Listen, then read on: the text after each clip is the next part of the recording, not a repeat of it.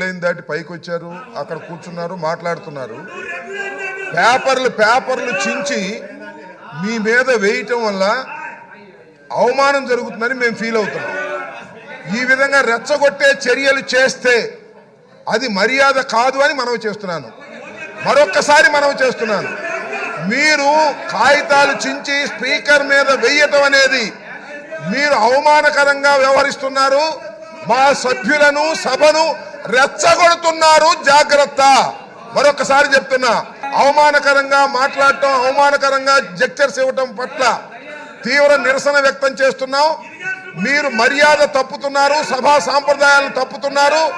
ఇలా సభా సాంప్రదాయాలు తప్పితే మేము కూడా తప్పవలసి ఉంటుంది అనేది గుర్తుపెట్టుకోండి. కాగితాలు చించి ఆ పుస్తకాలు చించి మీరు వేసేటటువంటి ప్రయత్నం చేస్తున్నారు. ఇది మర్యాద కాదు.